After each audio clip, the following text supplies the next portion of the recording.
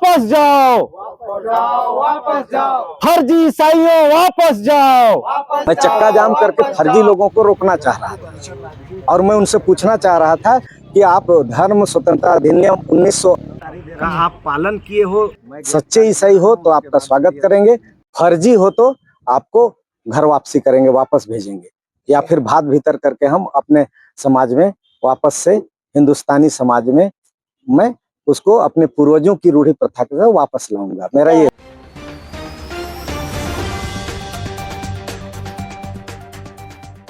लील गीतों से दारू हाड़ी पी करके नाचते हुए सम्मेलन सिटोंगा में हो रहा है। उसी गांव में करम राजा का, हमारा महादेव पार्वती का, हम लोग 3-4 दिन रात वहां पर परेशान भी हुए। देखिए आप लोगों का जो धर्म है उसको मानिए ना, हमारा धर्म को मानिए। क्या वापस जाओ, वापस जाओ, फर्जी ईसाइयों वापस जाओ, वापस जाओ, वापस जाओ, फर्जी पास्टरों वापस जाओ, वापस जाओ, वापस जाओ, फर्जी फादरों वापस जाओ, वापस जाओ, वापस जाओ, फर्जी पास्टरों वापस जाओ, वापस जाओ, वापस जाओ, फर्जी ईसाइयों वापस जाओ, वापस जाओ, वापस जाओ, सिटोंगा से वापस जाओ, वापस जाओ, फर्जी ईसाइयों वापस जाओ, वापस जाओ, वापस जाओ।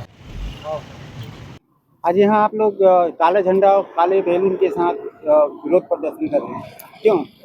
ये फर्जी पास्टर सिस्टर और फर्जी ईसाई लोगों के द्वारा यहाँ सिटोंगा में बहुत बड़ा पंडाल लगा करके धर्मांतरण का कुचक्र चलाया जा रहा है। और इन लोगों का हमेशा से ही करते करते 64 परिवार से 2.5 लाख परिवार हमारे जिला में हो गए। और ऐसे लोगों को, फर्जी लोगों को भी हम लोग शासन प्रशासन को निवेदन कर रहे हैं। और उसमें शासन से तो अभी पूरी बात नहीं हुई है, लेकिन प्रशासन के लोग ऐसे फर्जी लोगों को भी 5वीं अनुसूचित क्षेत्र रूढ़ी प्रथा के क्षेत्र में महामहिम राष्ट्रपति के दत्तक पुत्र कोरवा जनजाति जैसे लोग भी यहाँ पर कई जनजाति को लोग रहते हैं, उनके बिना संज्ञान में डाले या बिना उनसे किसी प्रकार का सलाह मशवरा किए यहाँ पर फर्जी ढंग से ईसाई बनाने का षड्यंत्र चलाया जाता है। सेवा, शिक्षा और स्वास्थ्य के नाम पर शोषण करके उन लोगों के भोले भाले आदिवासियों को ये लोग धोखा देकर, छल कपट कर ईसाई बना रहे हैं। और रोज 5 से 10 हजार लोगों को बनाया जा रहा है। और एक दिन ऐसा हो जाएगा कि भारत देश से ही केरल, जो आज कटने के कगार में हो गए हैं, वहाँ 95% हिंदुओं को फर्जी ईसाई बना चुके हैं और वो देश से कटने के कगार में हो गए हैं। और जब जब देश में धर्मांतरण बढ़ा है, मतांतरण बढ़ा है, वह हमारा देश से कट गया है। 15 देश अखंड भारत से पहले भारत में हुआ करते थे। ये बहुत बड़ी गंभीर समस्या है।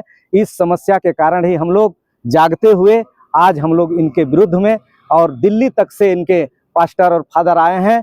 अगर कोई दूसरा भाई इस क्षेत्र में आ जाता है तो उसके लिए कार्रवाई हो जाती है, लेकिन इनके फर्जी धर्म गुरु कब कहां से आते हैं और कैसे प्रेम के नाम पर, सेवा और शिक्षा के नाम पर धोखा दे करके फर्जी धर्मांतरण कर रहे हैं, उसके विरोध में हम लोग यह भगवान बिरसा मुंडा का उलगुलान कर रहे हैं, वीर बुद्धू भगत जी का उलगुलान कर रहे हैं, कार्तिक उरांव जी का डिलिस्टिंग को आगे बढ़ा रहे हैं। और हम कुमार दिलीप सिंह जुदेव जी के उस बात को आगे बढ़ा रहे हैं कि लाए हैं तूफान से कश्ती निकाल करके, रखना मेरे दोस्तों हिंदुस्तान और जसपुर को संभाल के। उनके इस भावनाओं को हम आगे बढ़ा रहे हैं। हमारे पूर्व प्रधानमंत्री अटल बिहारी वाजपेयी जी के उस भावना को आगे बढ़ा रहे हैं। उनके आदेश और निर्देश को सच्चे सिपाही होने के नाते आगे बढ़ा रहे हैं। उन्होंने कहे थे कि भारत सिर्फ भूमि का टुकड़ा नहीं है, यह जीता जागता राष्ट्र पुरुष है। ये नंदन की भूमि है, अभिनंदन की भूमि है, ये तर्पण की भूमि है, ये समर्पण की भूमि है। यहाँ की नदी नदी गंगा है,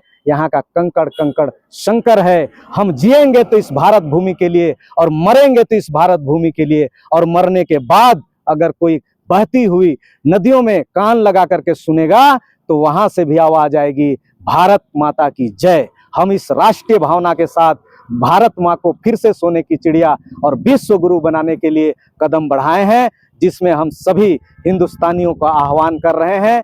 धन्यवाद। और आप ईसाइयों को फर्जी बता रहे हैं, किस आधार पर? ईसाइयों के लिए भारतीय संविधान में 1968 के धर्म स्वतंत्रता अधिनियम के तहत उनको, कलेक्टर साहब को एक एप्लीकेशन देना पड़ेगा। दोनों समाज के लोग अगर समाज के प्रमुख सहमत होंगे और 6 से 1 साल तक उसका केस चलेगा, उनको इश्तहार दिया जाएगा, उसके बाद ही मूल धर्म से, प्राकृतिक आदिवासी हिंदू धर्म से वो ईसाई धर्म बन सकता है। जबकि ऐसा प्रक्रिया किसी ने नहीं किया है। अंग्रेजों के ज़माने से ये लोग फर्जी हैं, आज भी फर्जी रूप से धर्मांतरित कर रहे हैं। आप कानूनन ढंग से आइए। अगर ऐसे कोई ईसाई मिलते हैं आप लोगों को, तो मैं तो वेपर लाइट लगा के खोज रहा हूँ, ऐसे अंग्रेजों को भी खोज रहा हूँ जो हमारे पूर्वजों को मारा, काटा, छोपा, लूटा, हमारी बहु बेटियों का इज्जत लूटे हैं, हमारा अभी भी खून खोल रहा है। लेकिन ऐसा मुझे कोई मिल नहीं रहे हैं। इस दुख और तकलीफ के लिए हम आज इस आंदोलन को आगे बढ़ा रहे हैं और हम लोग निःसंत सफलता प्राप्ति करेंगे और कानूनन ढंग से हम कार्यक्रम को आगे बढ़ा रहे हैं। और फर्जी लोगों को फर्जी ना कहें तो और क्या कहें। इससे पहले आप लोरो घाट में चक्का जाम भी किए थे, जिसमें एक बाद आपकी गिरफ्तारी हुई थी। तो इस तरह के आंदोलन करने का क्या कारण है, जबकि वो प्रशासन से अनुमति लेके आयोजन कर रहे हैं? जी, तकलीफ इसी बात की है कि प्रशासन सच्चाई को जाने बगैर ऐसे फर्जी लोगों को सपोर्ट कर रही है, क्योंकि प्रशासनिक अधिकारी नए नए आते हैं, 5वीं अनुसूची और रूढ़ी परंपरा को नहीं जान पाते हैं, जिसके कारण उनको गुमराह करके, ये तो अंग्रेज के ज़माने से चालाक, चतुर, धूर्त, लोमड़ी की तरह हैं लोग, तो उनको भी धोखा दे देते हैं। हमारे माननीय मुख्यमंत्री जी से अनुमति लेकर के आए या किसी भी राजनेता सत्ता दल से अनुमति लेकर के आए, उसको हमारे अधिकारी कर्मचारियों को धोखे में रह के अनुमति ले लेना एक बार हम बर्दाश्त कर ले रहे हैं। इसीलिए दुख हुआ और इसीलिए जब उनको परमिशन दे रहे हैं तो उनके विरोध में हमको भी संवैधानिक अधिकार के तहत NH-43 जाम करने का अनुमति दो। हमने भी चिट्ठी दिया था, हमको अनुमति नहीं मिलता है। मेरे स्वतंत्र भारत में मुझे अनुमति नहीं मिलता है। और इस देश के गद्दारों, जो 200 साल तक बेईमान अंग्रेज लोग इस देश को लूटे, बांटे, काटे, बहु बेटियों का इज्जत लूटे, हमारे महापुरुषों का सिर काट दिए, छोटे छोटे बच्चों का सिर काट दिए, जलियांवाला बाग हत्याकांड किए, इस तरीके से अनेक बर्बरता बेईमान अंग्रेजों ने किए। और उन्हीं की धर्म संस्कृति को फर्जी रूप से मानने वालों को के लिए तुरंत परमिशन मिल जाता है और हम लोगों को नहीं मिलता है। तो कृपा शंकर को दुख नहीं लगेगा, चक्का जाम नहीं करेगा तो दूसरा क्या उपाय है बताइए। इसलिए मुझे मजबूरन करना पड़ा और अभी परमिशन लेके के भी इसके विरुद्ध में उलगुलान करेंगे और बड़ी चक्का जाम करेंगे।